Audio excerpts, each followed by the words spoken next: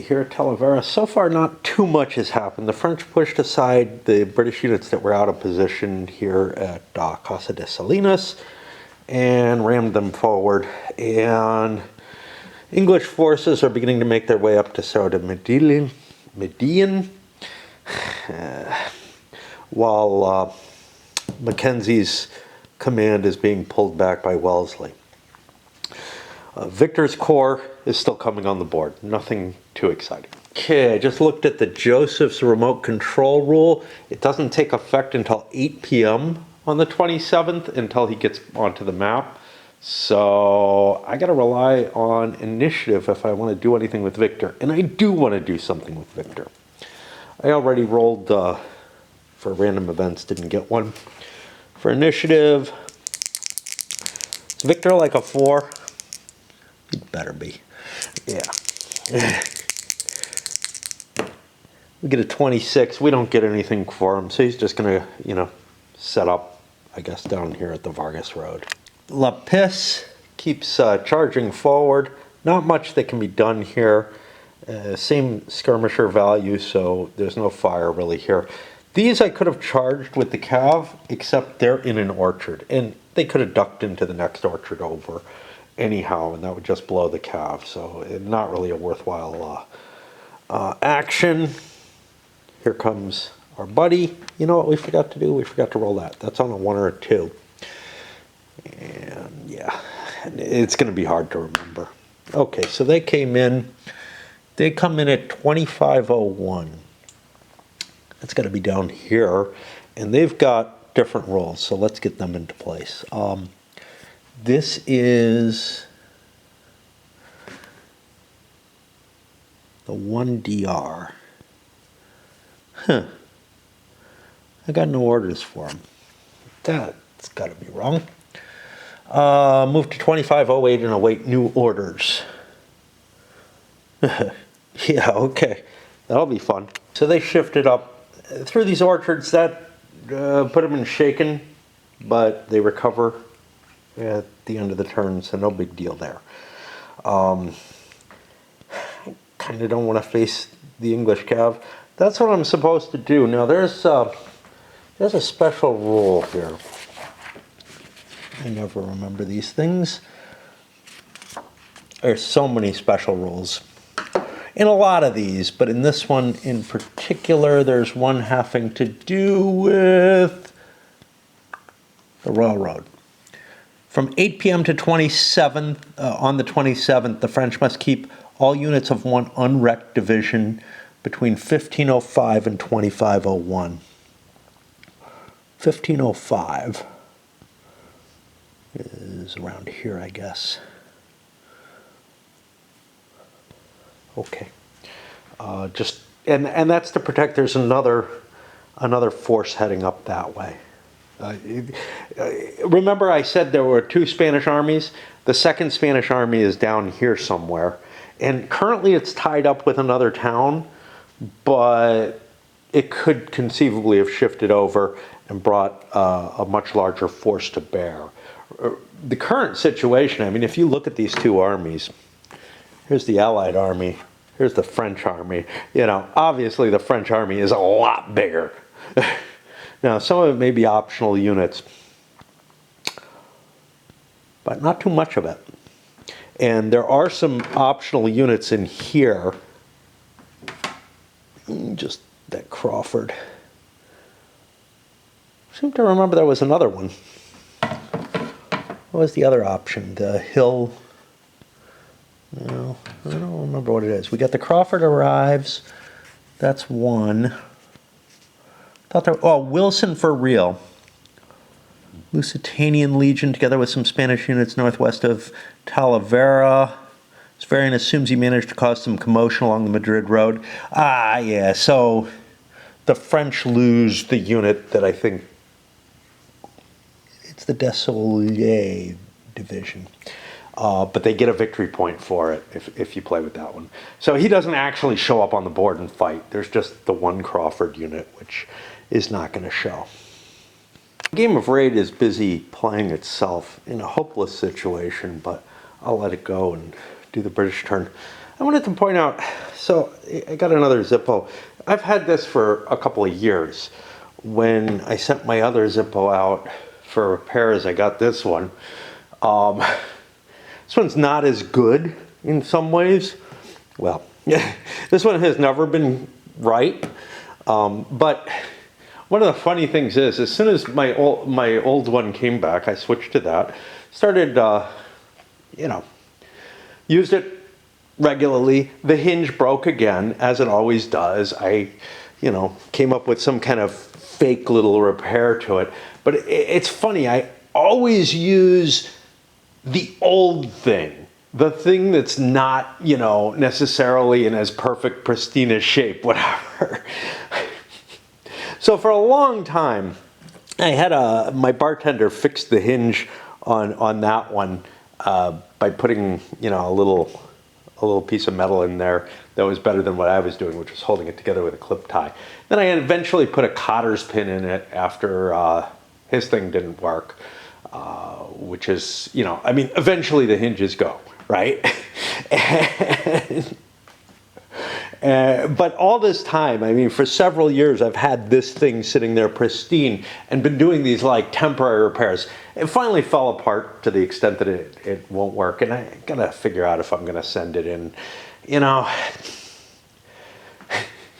They'll just weld another hinge on. It won't work very well, and in a sense, it's like, geez, it cost me about $5 to mail it. It cost like $25 to buy a new one. Which am I gonna do? I don't know. Especially since a viewer had sent me a lighter that works better than a Zippo, which of course I don't use at all. One reason is it leaks fuel even worse than a Zippo does, which is pretty bad. Anyway, what do we do with the Brits? I don't know. I guess all that happens is that the English continue fleeing. We've gotten back here. I left Mackenzie here and sent Wellington over to move his army. And he can always go back and get Mackenzie, but Mackenzie's basically in a no orders state down there. He's the 3rd Division. Does he have any orders at all here? No, he doesn't have any orders anyway, so I can sit there and I can recover behind the Spanish lines. If he gets Mackenzie's brigade in good shape, then I can send him forward. He does have a brigade that's in okay shape. I could always shift him over here to help defend this flank over here, because I really don't have much holding that. That's kind of a weak spot in the line, but haven't figured out what I want to do with Victor yet. Like, do I want to probe and try to hit across the, try to cut things off and take this area and threaten the town? Or do I want to do the historical action up near the hills? Getting these artillery up and down these valleys is not pleasant. And that's about all I have to say. I'll go check out Raid and see what it's up to. Great. New troops do not come in, but Victor gets his initiative and starts swinging up to the north. Now, if you took the Victor as in command rule, where he gets to act kind of like Jourdain, if I recall correctly, I don't know what that exactly does. He's allowed to use initiative to give commands to other people, unlike Jourdain, which gives him a little bit more power before Joseph comes on the board, I guess. But anyway, he's turning forward. He's calling his troops into range, and then we got this cav still protecting whatever it's doing. I can't do much with it. I could make a roll for initiative and try to shift that away, which might be helpful. English side of the turn.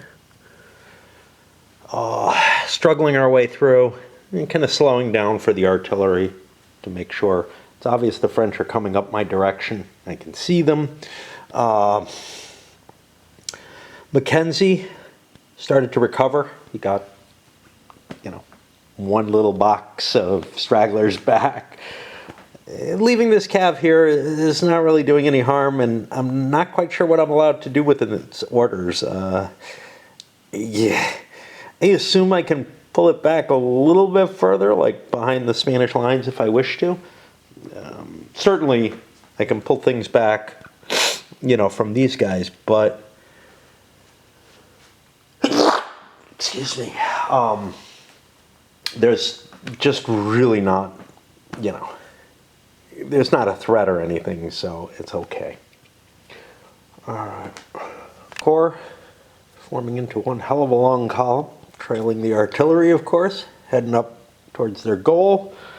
Fourth Corps didn't come in yet, and we still got this Dragoon unit, second Dragoon unit, I don't know where they come in. They may be the guys who come in down here, they may not be. We'll find out when they show up. They stepped on Wellesley and sent him running back. You still got to issue some orders. It doesn't really help that much. Again, it's just this annoyance if you end up behind lines. You really have to get that thing moving in that case. Otherwise, you won't be able to issue orders without having to run back and forth behind enemy lines, and that can be difficult. English, again, just trying to drag those cannons over this stuff. It's not pleasant. But I got a little bit of time, I guess. Random event showed up for the French. It's a heat event. I don't know what happens in that. The Talavera campaign was fought in oppressive heat. When this result is rolled during the day, the sun takes its toll on things. One complete turn elapses without anything happening. Just move the turn marker one step ahead. Okay? Easy enough, and I make some more rolls. Got those heat events. Most of the time when games have them, they allow you to recover. Get your stragglers back, get morale back. This one doesn't allow that, which feels a little funky. I don't know, how much can you recover when it's extreme heat? It's just slowing, the whole battle down, whatnot. French have moved forward a little bit. Wellesley has just accepted, or his army has accepted the commands to fall back. So we'll be getting that. This is just here so that I remember to roll straggler recoveries. English turn is done. We're on 7:30. Got to worry a little bit. Historically, it was a night attack that started things off. That takes advantage of some of the British disappear order rules, etc. So there's some neat functionality there that I might take advantage of. But night movement in this system is hellish. And you can get lost and just wander into random directions, etc. So I'm not sure. The night fighting is maybe too ugly. However, I got my orders, man. Wellesley's special ability, his ability to move troops around, etc., and even move a whole division by just taking the divisional commander with him, gives him a fundamentally very powerful capability to move something and drop it into a default defense position somewhere. It is really a potent ability, as long as his army's not too big. If his army gets too big, it's not going to work very well. But the English forces are fairly small here. Of course, I might want to do something with my Spaniards. I mean, they're here for a reason, right? Some kind of whack happened where my camera didn't turn on when I opened up the panel, which is problematic. I am probably up here too late. I meant to take a nap, couldn't manage it, and I'm wasting a little bit more time after listening to some religious scholars and whatnot. Anyway.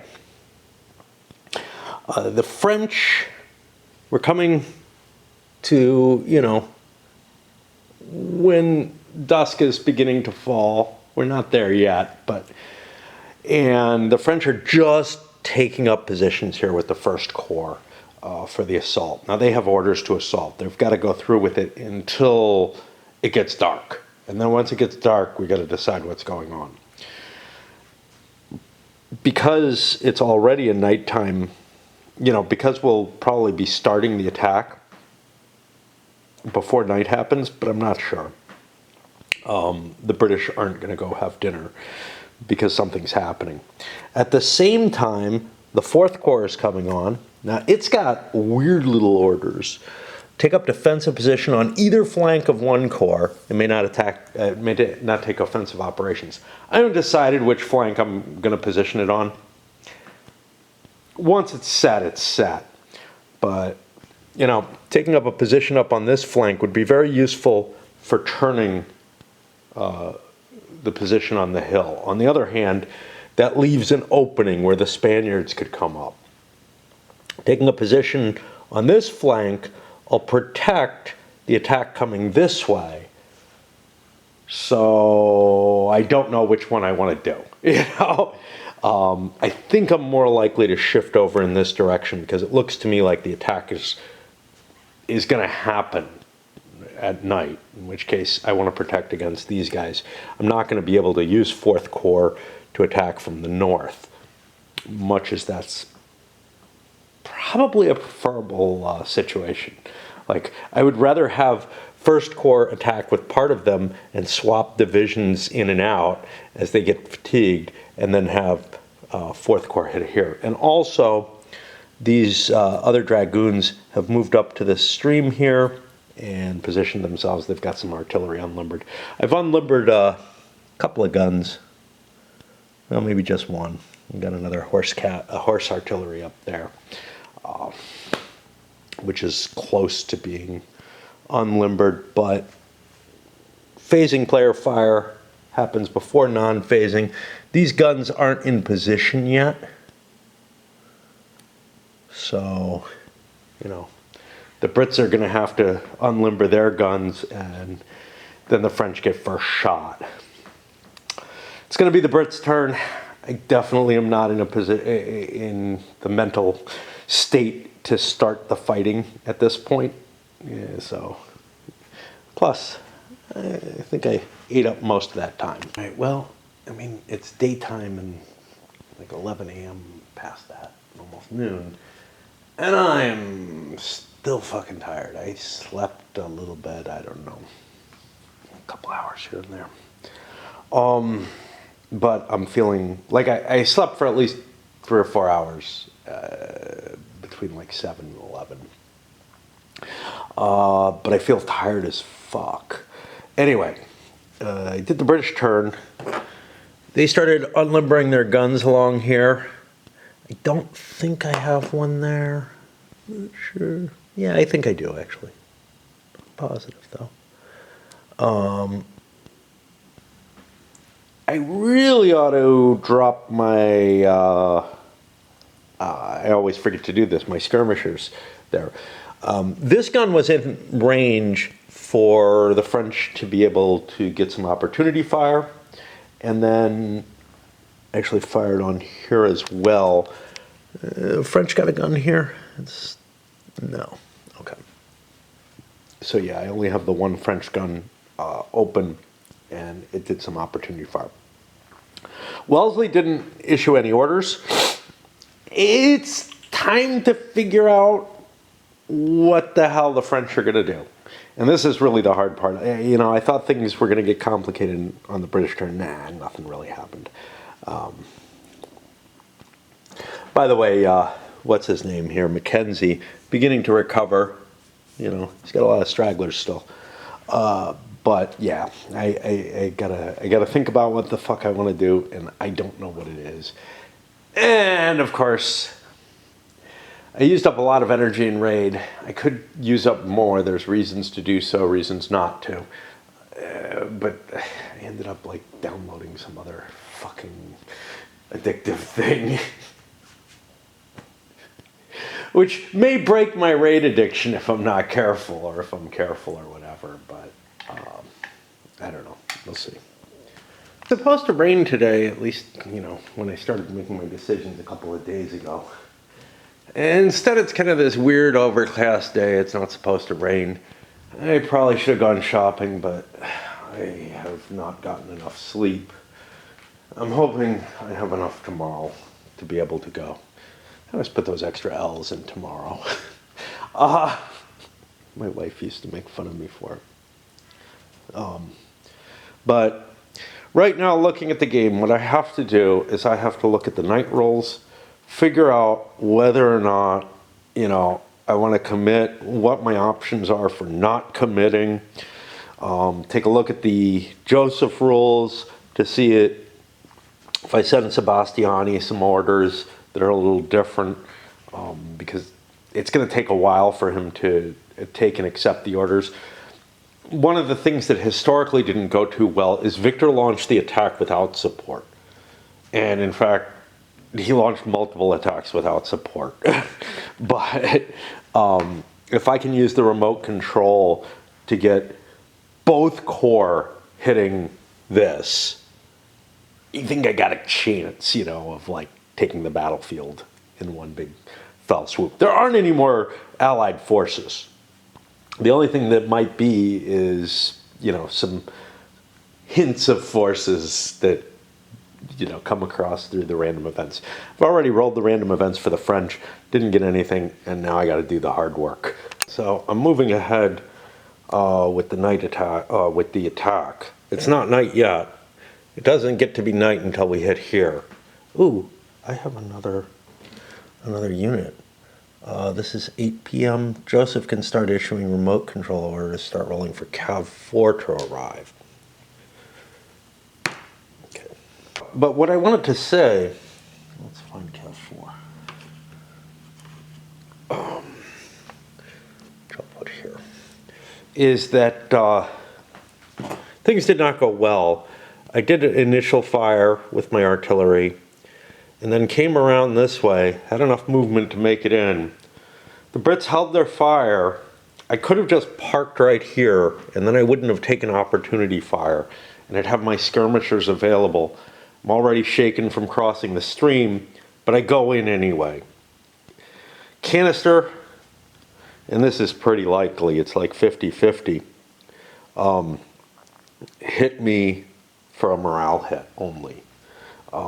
Coming in the flank, it reduces the fire value of the artillery, but they still get 2 dice. So, yeah, it has it's better than 50-50, right? It's 75% chance I was going to be disordered. That's not good. We'll see what I can do about it. Jumping a little out of order, like I was with rolling that, yeah, I moved this, but I wanted to write some orders from Joseph. They're not going to get there till 10 p.m.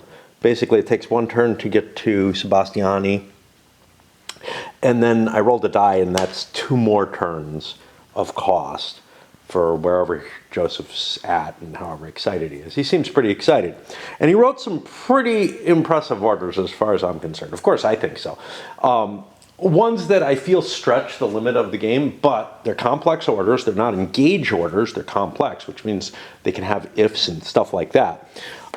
Move to the south of here, and then support any attack by 1 corps that's underway, even if it's at night or whatever. If there isn't one, support an attack in the morning if Victor launches one. Now, I've got no idea whether Victor's going to launch an attack or not. I can send him orders to do so. But word has come back that Victor is already engaging. So, or planned to. So I'm saying, support him. Even if it's a night attack, whatever. Anyway, this is the kind of thing where I feel like, I don't know if I should be allowed to write this kind of order. However, I can't imagine why I wouldn't be able to. The only reason I wouldn't be able to is kind of the idea that the commander doesn't know what the fuck's happening on the field, And that's covered by the specific rules. Now, for night, there's 2 big interesting things. So, turns are longer, visibility is short, Cav can't charge. There's basically no normal fire combat phases. There's opportunity fire with canister in close combat, that's it. Skirmishers can't spread out and enter hexes with non-units. Straggler recovery is a little easier. And there's tables that have night modifiers like the combat, I can't remember, core attack stoppage checks, etc. Okay, but here come the big ones. First big one is command radius is at half Any engage order implemented at night has to be rewritten as independent orders that are immediately accepted by the component divisions of a core. So what that means is each division is operating on its independent goals and suffers its own core attack stoppages. So you're going to have more trouble coordinating your core. This is a new thing. I really like it. But it does hurt things here. And then they give some specifics on that. The other one's the optional rule, which I am playing with, but it makes movement at night really, really risky in the sense that, like, you might enter the wrong hexes. And the further you're trying to move, the harder it is. I don't think that's going to affect too much in fire combat. I might end up blundering into a unit that I didn't expect to or whatever. That's fine. The big problem with night movement is if you're not on the roads, and we saw this in Austerlitz, and you're trying to, like, form up a defensive line or something, you can't use just the firelight and dead reckoning to get you where you want to go. Sometimes you end up going completely in the opposite direction. Having been lost in the sand dunes in Oregon, I can say under certain circumstances that makes sense. I'm not really sure if there's like a defensive position on the ridge, even if it's quite a ways away, that you would wander off in the opposite direction. It feels like it's a little too severe for what it should be. So I may end up tweaking that a little bit as I go. Anyway, we get back to first core, and what it's trying to do on its attack. Oh boy, and I'm assuming I can't go charging up steep slopes now. But I can go charging up moderate? No, that's hindering too. Yeah, I'm not able to cav charge up that hill, which isn't that big a deal. They can charge these guys. Those guns there. English artillery is doing far better than expected. First of all, marching up here, hey, across the stream, that's just the shaken situation there. We're no further from that. But these two units tried crossing here. This gun sent both of them routing. The rest of the command is trying to put some pressure on the south there. I decided to send, who is this, Ruffin, around for a northern extension because I just feel like I can't expose too much. I've got the cav protecting this, but I can't protect through the vineyards. And how much protection is a single cav unit? I don't know. We'll see, because the English might take advantage of this opportunity. We might see we might see a lot of things happen. Wellesley could just come down and start probing in that direction, or I could roll for, and I can roll for initiative.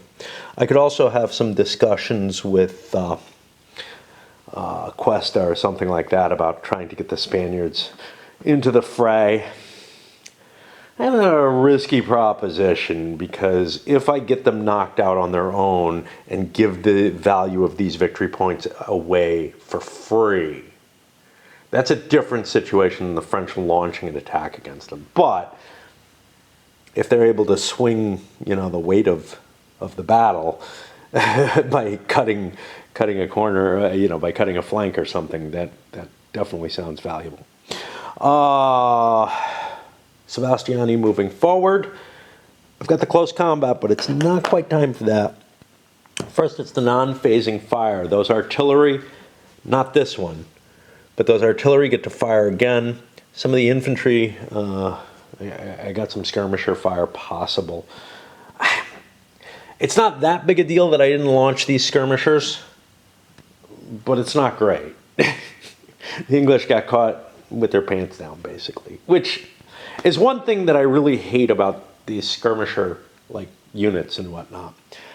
I actually think the game would work better if there was just an assumed cloud of skirmishers. And it just used fire combat, and you didn't really have to track them as much. What would that do? I feel like you can misuse the skirmishers by reallocating them all over the board, because they can just move up and down the line. How reasonable, unreasonable is that? I don't know. They're kind of supposed to operate somewhat independently, but they are also somewhat attached to their units. Skirmishers always seem to be, are not quite handled correctly in any game. Here, they probably work okay. It's just, they're an annoyance. It's like I would rather just be doing the long-range fire combat. Of course, if all I had was long-range fire combat, I would rely on that, even if it was this shitty. But knowing that I'm not getting my full unit into play, it changes the nature and the texture of the situation for me, and I just end up launching. Anyway, I'm babbling more than playing, which is a problem. I would rank as a near complete disaster. First of all, there was a cannon here I wasn't aware of. I didn't do op fire with it. I'm not sure the French would have approached if they saw the cannon. My guess, my story here is the cannon was revealed, like, unlimbered just in time or whatever, to fire in the normal fire phase only. And that routed a unit. The attack here got routed not through a defeat. French unit was pretty good. They had a, 2/3 chance of succeeding. They succeeded. The English held 2, but on the firefight table they got an unlucky situation. They rolled a 6, but a -1 for different elevations, which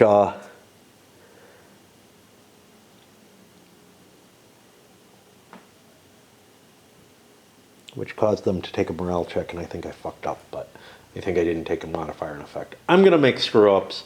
The hell with it, Those were, because that would have been a canceling +1, and that would have gone to the 2/2 instead, which is theoretically a more bloody result, but it's a little bit more stragglers, but it doesn't wreck them. It's kind of funny the way these charts are built, but mistakes will even things out too, right?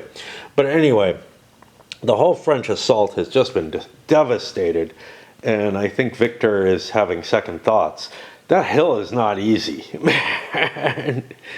I think I shouldn't have gone for it. And now I do rallies, and we're going to see these guys rally, and then I make rolls here. On top of that, Lapis over here got injured. Wounded, killed, I don't know. I'll know for sure, I'll know for sure come midnight. Midnight, you make a roll, you see if they're dead, and they're either dead, they come back, or they're put off till the next day. There's no victory point differences for killed or wounded in this system, which I think is cool, because especially if you play multiple battles, it kind of sucks. Oh, I just played this battle, and, I don't know, Lapis died. And now he shows up in the next time I play a battle. It just feels funny, even though you're not playing a campaign or anything, to see the guy come back, when you're playing a series of games. Unfortunately, NBS doesn't have enough titles to really be able to run a lot of stuff. I actually found that the Viva la Emperor did, where I had, not that Leipzig, La Bataille de Leipzig and Hanau, which are basically right next to each other in time. Hanau is actually, is that the one? Is it Hanau? Well, I don't know. I think so. It is the retreat from Leipzig. It's kind of funny that I have them stacked the way I do, but I think the bottom shelf was too thick, was too filled to put both Leipzig games next to each other, and there was enough room on this. You got to make those kind of considerations, even though you try to do things chronologically. Some people order their shelves. Yeah, my beautiful shelves, right? But I've discussed why these exist. Mainly, when I bought my shelves before, I had a van, and I could pick up stuff at IKEA. I have nothing like that now. Yeah, sure, I can mail order stuff, but honestly, cardboard boxes just work perfectly fine. Well, they're a little annoying at times, but the annoyance of putting together shelving and everything is just such a pain in the ass. And I just expect to find stuff out on the street and whatever. It hasn't been happening because of the neighborhood I'm in. I'm no longer in an area that, sees a lot of turnover and people moving. There are some rentals, but not many. But where was I? Yeah, some people arrange their games by where they fit. What's the shelf size? Some of them do them in weird things by company. Company tends to give you a certain size box and whatever. I do have to do that. Like here, I've got all the big flat box war games here, and then downstairs, my Euros are just a mess now. They never were really well organized, but like the 18XXs were organized chronologically, along with some other stuff mixed in with my war games. In this environment, I can't have them mixed. I need to use those tall shelves, but I can't use them up here. They don't fit in the loft. I tried to find anywhere I could put them, and basically, unless I put them up against the wall there and block my view, I lost them. And this was a great. So not only do I have a nice view from here, but this was a way when my past wife would come up and be tinkering around, I'd be up here and I'd talk down to her and it would be like the voice of God. And yes, I've got a fucking horde of cardboard stuff. The intention was to burn it, but then I never lit the fire this year and I got to figure out what to do with it. Everything in my life is that way. I can't make a decision on it, and so things just kind of pile up. I don't even want to go into it all. I thought of mentioning something about this, and maybe there's some. These sheets were used, and there are some markings still on them. But when I looked at the markings that were on them, very little happened, and I'm wondering what the situation was. I played all the scenarios, the Talavera, Vimiero, but also the print and play ones, back when I was in my first apartment in Phoenix. It was when I was first getting onto Board Game Geek, before I was videoing. I did my Vietnam video there. My first one. The shirtless one that's hard to find. I ended up ordering this and I don't know, maybe some other Gamers game, but maybe not, because I wasn't really buying OCS or anything like that. And I was so excited to have another NBS title. It was about when it came out, and I know that I played all the scenarios, but I get the feeling that like I either ran into something like this and it failed completely and I said, wow, I gotta play this again sometime. I've screwed up completely because I don't know how to attack in hills or something along those lines. And it's really hard. It's really hard. Hills are a tremendous defensive advantage in this system, which they should be, but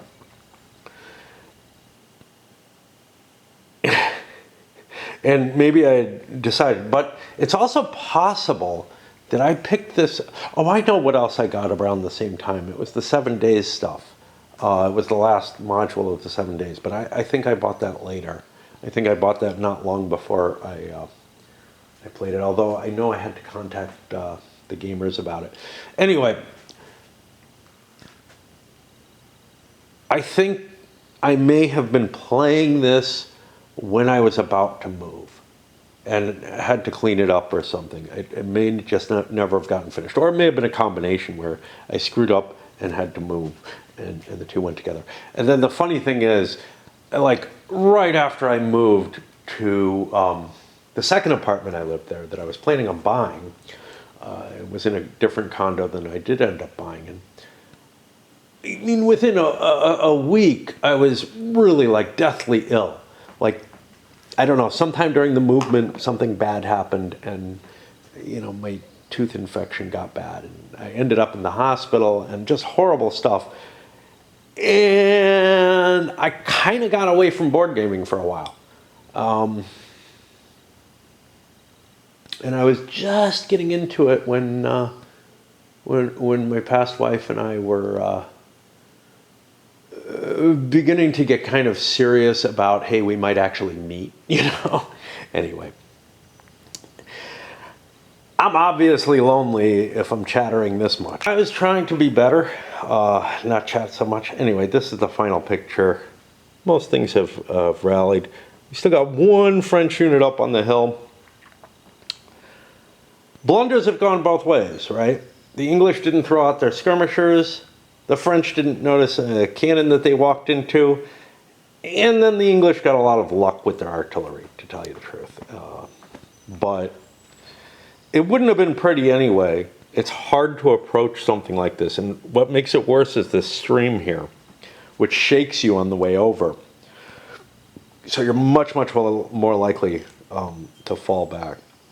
But I also think I screwed up and ended up routing a unit that shouldn't have routed, should have taken another straggler. And maybe another unit that wouldn't have routed but would have ended up disordered right in front of a British cannon, which is not a good thing anyway. So, I mean, it's like you can't recover from the disorder and you will get pummeled more and take more permanent casualties. So it's kind of a wash in terms of what's happening. I think this is not an unreasonable result for this kind of assault. And I'm left with the, okay, how do I take this thing? I just don't know. One answer would be, if I had more time, I could have softened it up with artillery fire. But the thing I'm looking at is there's only so much daylight. I had to cross the stream and get in contact with the enemy before night falls. And then maybe the dark, the English would get scared in the dark. The historical situation, Victor attacked in the dark. Maybe he was hoping that, the lower morale or whatever, the Brits would fail more easily, which is a reasonable hope. But you're probably making your checks first. So I felt like I had to make the attack now. But the British troops are good enough, they're going to hold there. If that was a Spanish force there, maybe I'd rout it. Also, this is where all the artillery is concentrated. Everything got up there. Yeah, I just don't know. I do not know. But I have very low hopes for Victor's attack doing anything successful. He's getting his corps mauled here. Random observation, because sometimes I post these on Facebook, sometimes I just throw them into my videos. Today I wanted to throw it in my video for whatever reason. I got myself addicted, and it's only going to be temporary, I know this, to yet another one of these little gotcha game type things where you collect characters and, do fights and whatever. Raid has, there's a little bit of strategy in it, but it's mainly, hey, what attack am I doing, whatever. This other one has little battle boards where you maneuver the characters around and fight. And I was thinking to myself, God, I would hate a board game like this, right? But like in a lot of cases, I have a much higher tolerance for very simplistic things on the computer. Mainly because I feel like I'm just sort of wanking off on the computer, right? I'm just wasting time. I don't feel like that when I'm putting, a board game up and whatever. Now, there are exceptions. There are games where I don't mind that the combat system's simple because there's other parts of the game that are more complex. This one, there's just really nothing. You gear your characters, you go in. But there's little tactical fights, in little buildings and whatnot and towns. And it's cute, but it's nothing to write home about, right? I'm pretty wiped out. I went shopping and forced myself to come up here and play the British side of the turn, which not much happened. Positioned a few pieces here, some artillery fire, which I didn't get the return fire on that. 2 at range, 3 is probably a 1 table gun. Got a chance of doing some damage to the English, which I don't. The English already fired. They shook this gun. They did some damage over here. I'm going to have to look up the rules on calling off an attack. My fear is if you call off an attack, it's an emergency corps retreat, but that may be better than what I'm facing. I do not like the French chances look like just about nothing going up that hill. Yeah, like I said, I went shopping and that just wiped me out. I don't think I'm particularly in worse shape than I've been recently, physically. Obviously I'm in a constant decline, but it was a hot day, and that just puts a strain on me pulling the cart up the hill and that. And what's worse is I'm also, well, I've mentioned in other videos, I kind of got recruited, and someone is, I don't know, trying to set something up this week, so my retirement may be over. On the bright side, I do feel like RAID is losing its hold on me a little bit more. But that doesn't mean much. I still don't come up here and game. I sit in front of the computer and watch videos or whatever. So I don't know. Anyway, I wanted to push myself, get a little bit in. It's just turned Thursday, a little after midnight, and I'm just so fucking tired. Okay, starting the French turn here as we hit the evening. Not here. It's bright daylight, etc.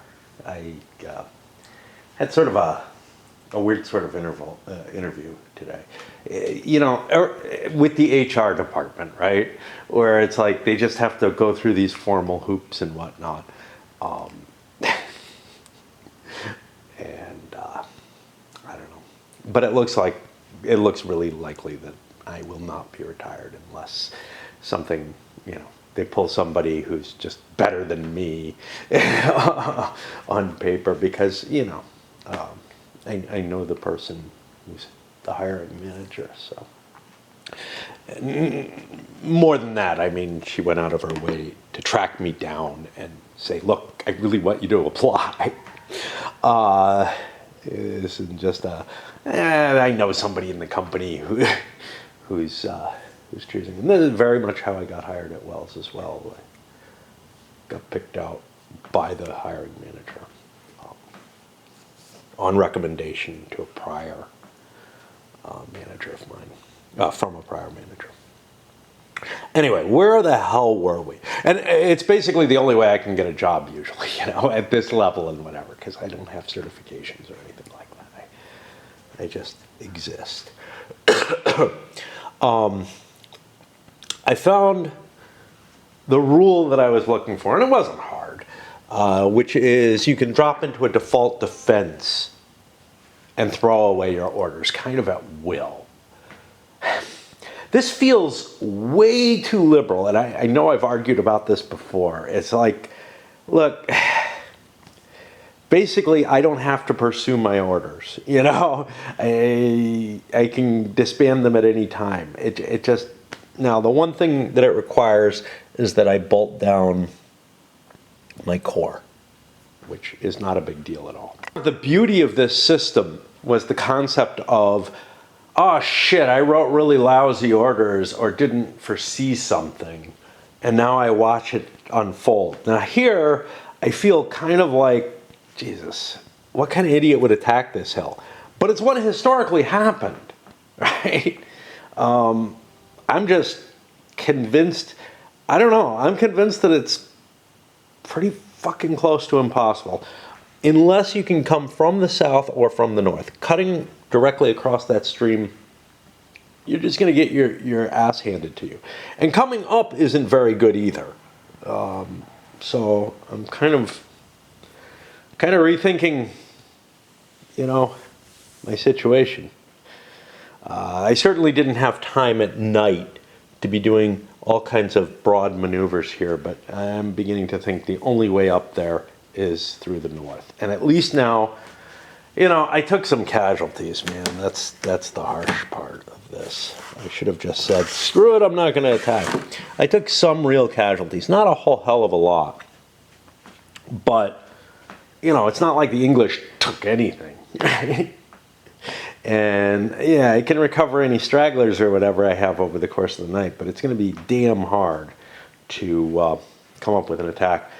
And that may actually have been what happened, is just I kept looking at the attack and saying, I can't do this, I can't do this, and had to start over. Or felt like I had to start over, but just didn't have the will for it. I know that I had fairly negative impressions of every scenario that came out under the 3.0. And, Vimero had all kind of mess going on in it. Just didn't work out that interesting. You'd think all kind of chromey mess is more intriguing, but you throw too much of that in, and especially when you're looking at a new system, or in this case, it's really a completely new system. It really is. It has a lot of the same concepts that the older systems did, but it's such a rewrite that you have to relearn almost everything. More so than I don't know, the transition through the various great battles of the American Civil War versions, which include things like chip pull and stuff like that now. I just don't feel like they particularly changed the flavor of the system that much. I haven't played the chip pull once, so maybe I shouldn't be too harsh on it, on the difference. But I've played the Napoleonic chip pull games, which do, I think, work similarly. We'll see when I get around to Three Dog, or I got other ones too. I think that Dead of Winter is one. Not sure. I know Glory's a different system, so I don't know. Glory may be closer to the Napoleonic. I think that was a lighter design. So yeah, I guess I'm throwing away my orders at this point. These guys come in. They are part of 4th Corps, the Cav. They don't have any special orders, so I guess they just try to find their way to whatever 4th Corps is up. Throwing my orders away because there's this default defense thing, and it's different from no orders, and the two have to be distinguished separately. I X the order out so I know I don't have it. But that should be 2 Ds. It looks like a pair of actually it looks like 3 O's or whatever, but it's not supposed to be. And the withdrawal is almost as expensive as the attack. For the units that were up there, at least. I took a couple of more casualty points. You can see, I think, I don't know if it's clear enough, we're looking at this 1st Corps. It's just chewed up now. 1 or 2 hits on almost every unit. That's no good, I feel like I've lost the battle getting nothing done. Sure, I took a hit or whatever here, but this whole assault has just really weakened me, and I got nothing to show for it, and I've decided to fall back and whatever. Units are beginning to rally. We may back up a little bit more. Part of the problem is we both approached and withdrew in column. And if you're in column within like 3 hexes of the enemy, you're going to get chewed up a little bit. But going up these slopes is much, much more painful when you're in line formation. And being, I felt like time was of the essence. Usually I don't play that way. It has something to do with all these little slopes and everything. They changed the whole nature of my situation. Usually when I'm playing on the old layer cake model, I'm like, uh-oh, I'm within range. I had better shift, or I'm getting close to range. I had better shift to line formation and march in line. But somehow the increased effort to capture terrain costs and everything has made me play differently than I would, and perhaps, well, I'm not going to say less accurately because, or less historically, because frankly the French tended to march into, they tended to go into combat in march column. And attacking in line is not good, right? The differentiation between line and march column, the big deal here is everything's in close combat. So I can't just march up to the enemy and trade shots with them the way that I would in Civil War, and that the old NBS versions 1 and 2, because I'm used to playing that way, kind of, I just continued to play that same way, as ahistorical or whatever as it is. But you can't do much damage, if any, by trading shots in this system. And you kind of don't want to be in line when you're marching, to hit the enemy. Up the hill, you don't have the movement points to do it, whatever. And so, yeah, I got butchered, and I deserved to, but it's not a pleasant feeling. It's just not a pleasant feeling. And I'm not sure, I have no real idea how to deal with this other than outflanking the position. And that's probably appropriate, right? Frontal assaults on a defensive position should not work well unless you're facing crap troops. How did it happen historically, though? Well, it's reading through the historical notes in the scenario, it sounds like the French didn't do that poorly. They didn't do well, but they pretty much gave as good as they got. And I just don't see it. I'm so frustrated and so unable to launch this attack. And I do kind of remember that feeling of, oh shit, the terrain in this game makes it, impossible. It shouldn't be. I outnumber the Brits.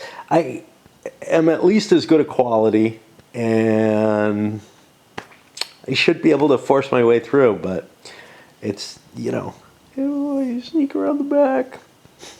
All right, well, it's Friday. I think I didn't play at all Thursday. I may have bopped up here, done half a turn or something. I don't know.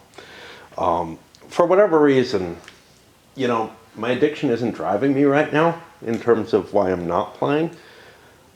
And as a matter of fact, I sought out a new addiction type game, which isn't, catching the cogs the same way. It feels like what I expected Raid to feel like, but I just don't desire to play, right? Somehow maybe the EU pop game, because it was kind of a big deal, a large effort and everything. I felt like I had this duty to it that I don't feel quite the same with most games. It's one of the factors with bigger games. But anyway, I'm having a hard time getting up here. I'm having a hard time finding anything I want to do, to tell you the truth, which is why I sought out another addictive, or another one of these gacha games that usually last me, like this one lasted a couple of days, which is better than they've been. Usually when I pull them down, I'm like, oh God, this is just unplayable. But this one is playable, it's just no fun. Kind of like Raid, except somehow Raid has me caught. So what's going on? Getting to the game, why did I pick up the camera here?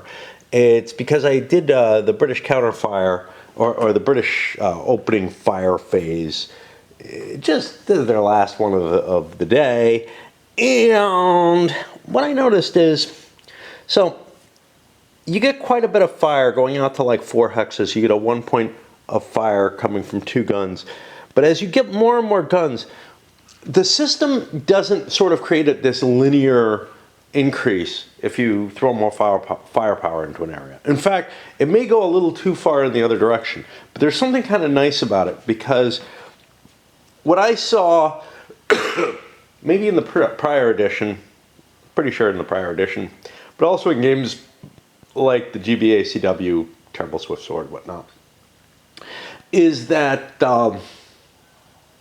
you end up concentrating all your fire on a single location. Not necessarily the location that you want to hit or anything like that. It's just sort of the most efficient place to get all your firepower on the right table and get the right roll. Here, the way this is broken up, like I've got 2 guns here, 2 guns here. I could concentrate 4 guns in one place. I'm at range 3 or 4. Well, range 4, 2 guns doesn't even work. But if I had guns at, oh no it does. If I had guns at 3 and 4, I wouldn't add them up to 2. I'd go up here and take 4 guns at the greater range of 4, and I'd still get a 1. I'd get no advantage. There's an advantage to spreading your fire out. Now, in the earlier system, in the earliest system, which was the Austerlitz under version 1.0, and they kept the rule in place but never used it after that. You tracked ammo. Each fire activity by an artillery piece cost you an ammo. And I basically never ran out of ammo because, hey, it's something I have to spend. You know, if I'm not likely to get much result out of it, screw it. Here, that would be if I don't get at least the 1 table, screw it, because I'm not going to cause a casualty. Anyhow, the interesting thing is here, with no ammo limitation, and with this kind of firing chart that makes you not concentrate fire anymore, you're spreading out along the whole line, you're firing across the whole line, you're hoping to create some weak spots. That's about all you can do. You can't concentrate your fire and increase your chances of causing casualties or anything like that. And I can see people disliking that, but I actually think it gives better results. We fade into night. Now I've got a little blinker there. I think that means something's happening. This is 9 p.m. British officers sneak off to dinner. Okay. It was like, are there pre-programmed British troops coming in or something? No. The French got the lucky 1 firing back here. That's one thing it does, is it introduces more luck into the game. So under the old system, I mean, there was always a great deal of luck. I guess if you're only rolling on one, I don't know if it introduces more luck. It may smooth it out more, because if you're, concentrating your fire to get on a better table and you get a good roll on that table, you're doing less rolls, so luck is less distributed. Here, you're doing lots and lots of rolls just looking for a 1 to plink off. The French managed to kill one of the artillery. This is a big deal. If I can start knocking out, now I'm outnumbered in artillery, but if I can start knocking out the British artillery, even if I lose more of my own, the attack will succeed more likely. Of course, now it's night and the artillery can't fire anymore. But yeah, there's an interesting facet to it. Now, the thing that I was thinking of, and this is something I dislike, or I miss, let's say. My shot there caused a hit, and it caused a morale loss, and actually that morale loss should be down 2, so it should still be there. Unwrecked A and B. This is a C, but E is the infantry underneath. Yeah, it would have recovered. Okay. Under the original system and under the CWB, you make a morale check in addition to everything else you do. Here it's streamlined everything, and it's just like, yep, your morale goes down 1 or 2 points, depending on the unit.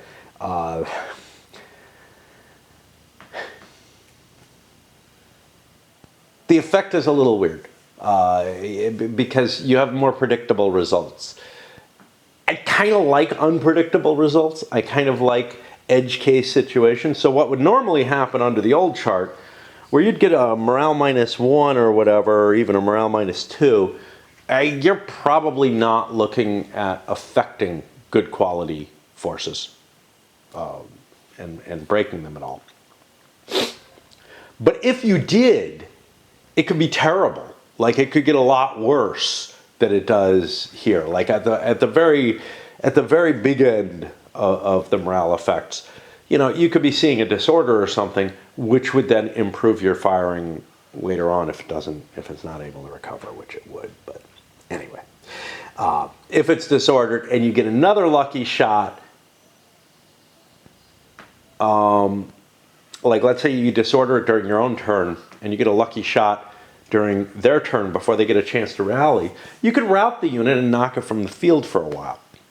So that's, you know, there were possibilities that could be opened up that really can't be opened up by this system. You can look at this and say, no single shot is gonna, because I've got like a B quality infantry unit there, no single shot is gonna drop me more than 1 morale.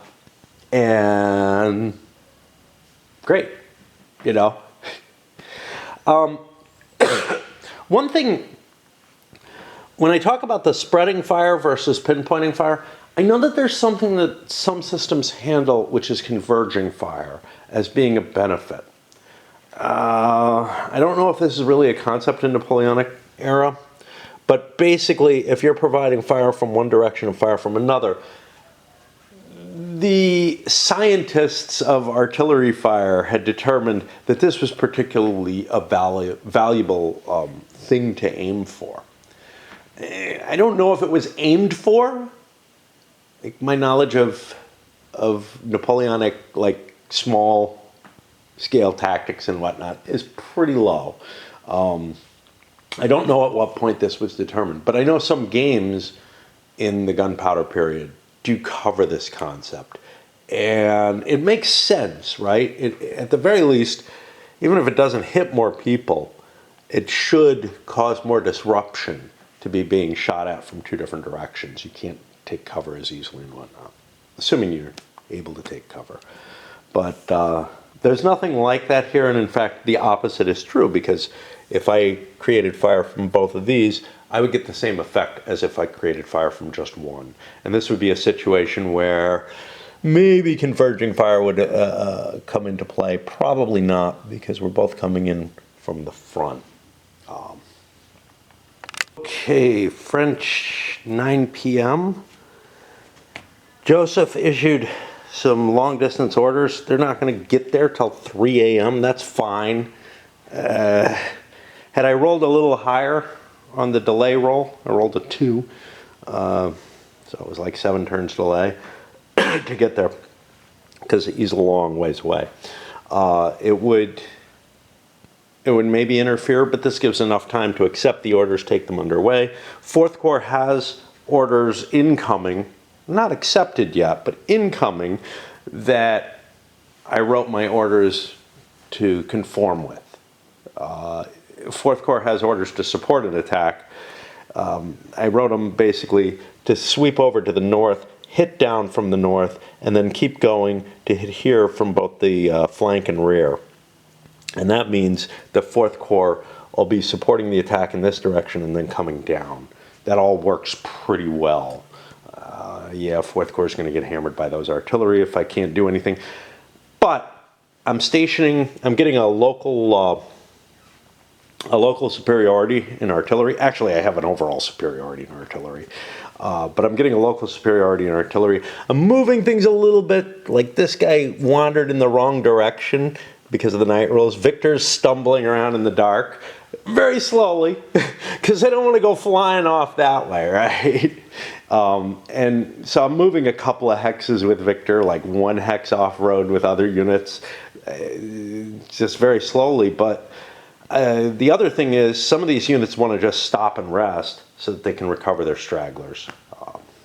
And we'll worry about that as it happens. I don't have, I put away all the Austerlitz stuff, so I don't have the straggler recovery markers here anymore, which is why I'm using these.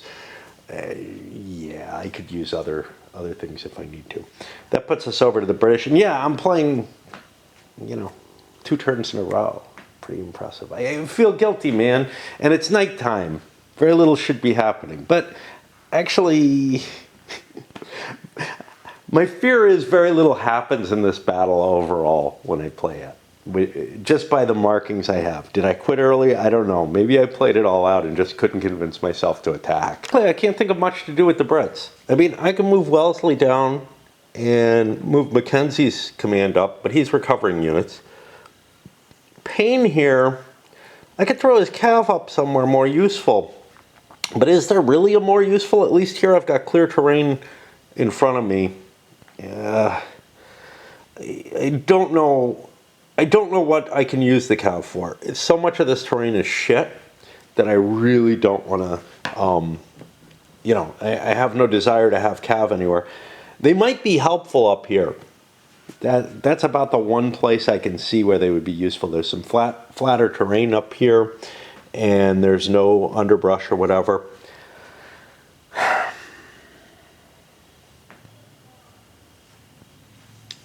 But I don't know. I haven't chosen to do that.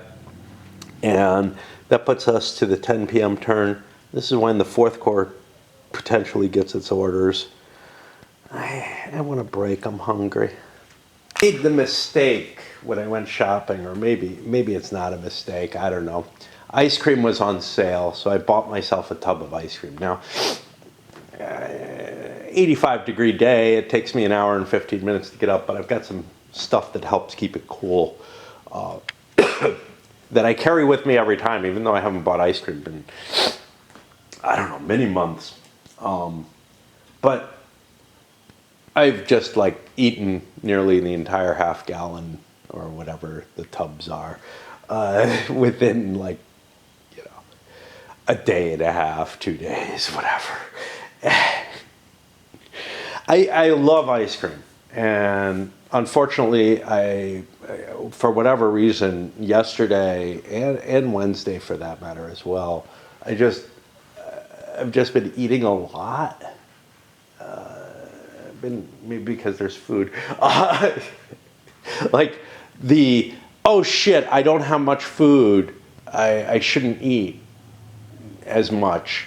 That's been released, but I had hoped that I would keep the same mindset, but somehow, I don't know. It's not like I haven't been eating just because I'm hungry. I've been eating for other reasons, boredom, whatever. Whatever the malaise is that's preventing me from playing this or from enjoying doing things on the computer or even sitting and reading and whatnot has been making me eat. But yeah. It's just funny though, because with the inflation and everything, ice cream made it up to a point where it never goes on sale low enough, and now it's on sale for about the price that I was used to not buying it at before. It's just so fucking hard for me to buy anything in an inflationary environment. It's I look at the prices and I say, yeah, that's more than I spend. And there's a few things that I'm just these are fixed. I get these no matter what. They haven't gone up much. Things that I'm used to getting that went up in price, I ditched. Like my ramen noodles, they're 50 cents. I can't do that. I just can't. Not for fucking ramens. I don't like them that much. But there's something I was used to having always, having around. Can't do it at 50 cents.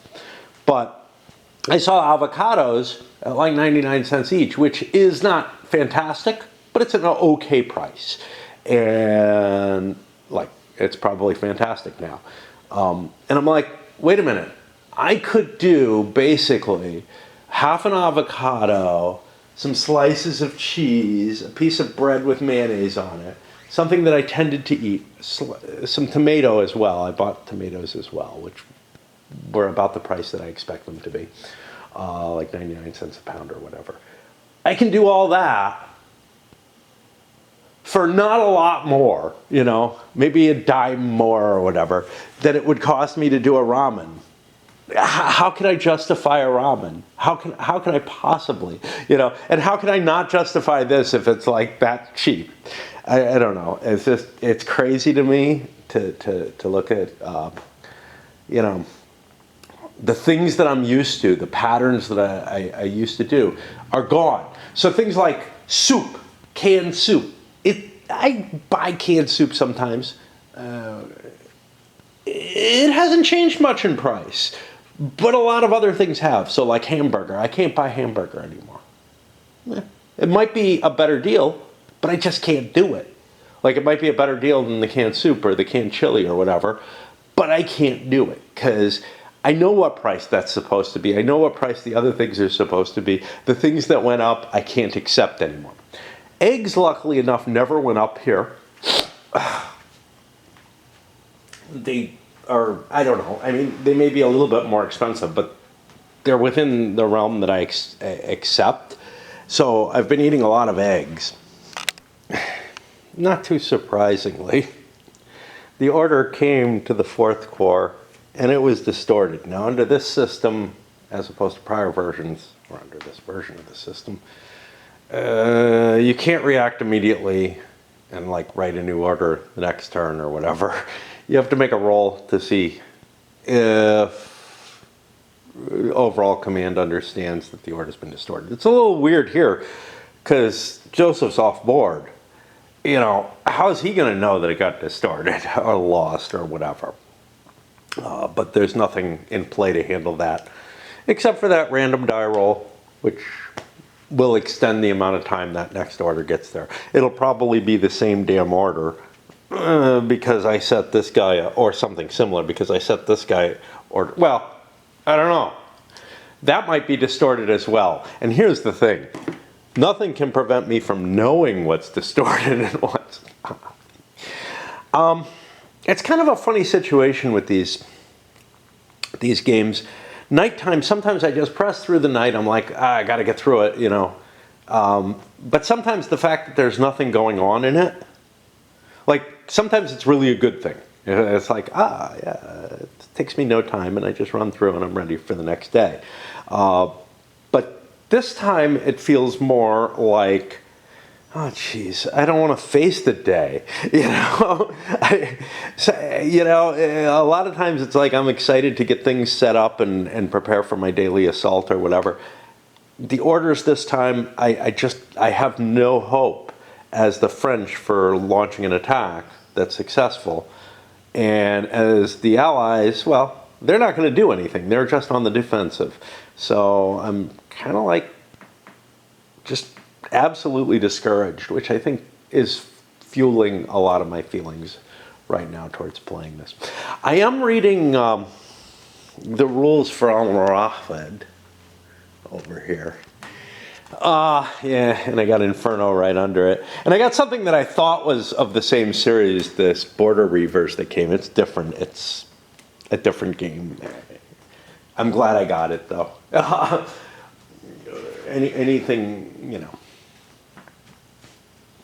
I might have waited longer and not just pre-ordered it had I realized it wasn't part of the Levian campaign.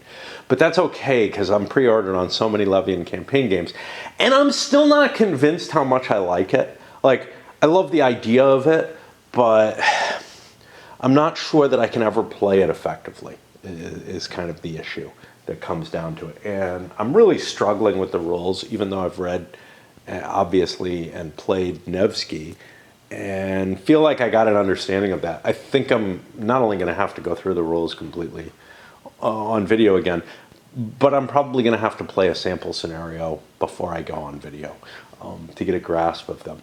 And I found some, I'll go into it when I hit it, but some of it's like, just the organization of the rules is not to my liking in certain ways. Like, there aren't enough numbers, which is a common GMT problem, right? But here, it's like, it sends me to a reference to several pages of rules, and I can't figure out what it's referencing in specific. I finally kind of think I figured out, what the case that it represents is, but it's like a specific case.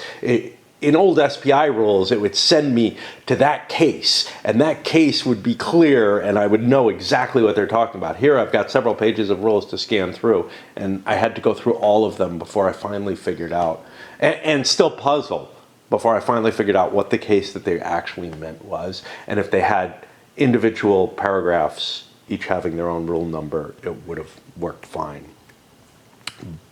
And it's a pretty deep rule number, right? It's like 3 deep. It's like 4.4.2 and 3 is the reference. We'll see if I complain about it when I get to the rules video, but those are the things that are going on in my life, right? That's what I represent here.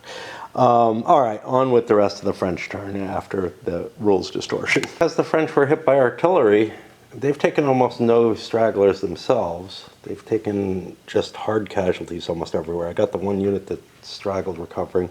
Victor, I don't know, he wandered off in the wrong direction, but then I got him down to the road and he just walked on the road and got back to his headquarters. Lining up the artillery, getting into position for that morning bombardment. Even if I don't have orders, I have default defense orders, which allow me to continue firing. If I was actually in a no orders situation, I'd be fucked. I'd be sitting there under British artillery and unable to do anything. I couldn't even switch to default defend. I feel like that's wrong. Maybe I'm missing something. Maybe I'm wrong there. Maybe you're allowed to take default defend from no orders. But I get the feeling whenever you take a core failure, like even if you retreated back, you would still be in no orders. You think a little tweak there to allow no orders to swap into default defend gives you a disadvantage in straggler recovery and stuff like that, but lets you say, you know what, we're holding this land. Of course, we're holding this land is a little too strong for me, so it's the wrong mechanism for taking it into account, right? Like if forces are attacked in a place that they want to be in, they should have the choice of either falling back and defending or not, or just saying, yeah, we're going to defend this place. But there should be some mechanism to chase them off the location, to break the force, even if it's defending. And that's why I always liked the old defend rules. Now, the weird thing is, these guys up here have what look like active defense rules, orders. And wow, that's just weird. And we're hitting the interphase for the day. What the hell is this thing? I don't know what the fuck that is. May not be part of this game, may be part of the other.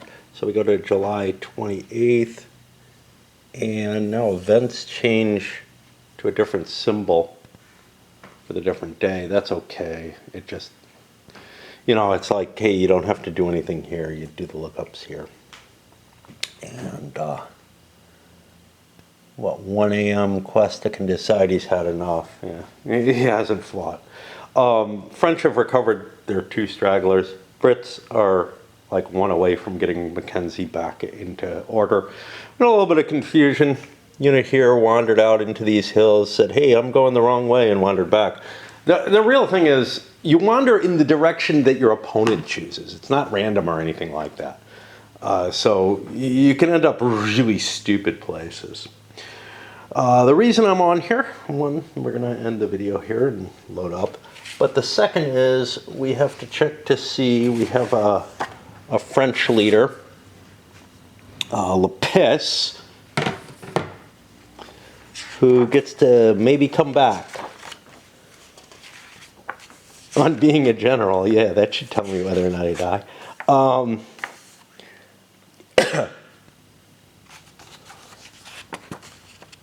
Recovering from wounds, 1 or 2 death, 3 or 4 out of commission, 5 or 6 comes back. Lapis is permanently dead. I don't think, in the older versions, there were victory points for deaths, woundings, stuff like that. I don't think these have any such values.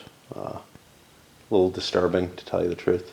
I kind of feel like I don't know. I mean, you pay a price, but late in the battle, you can throw your commanders in without regard for their lives, if that's the case. And you really do kind of want to keep them alive. And when they're liable to to lead a charge or whatever, it really isn't determined by how long the battle's already been fought, how late you are in the battle. For the most part, there might be special conditions, but yep. All right, so up this goes.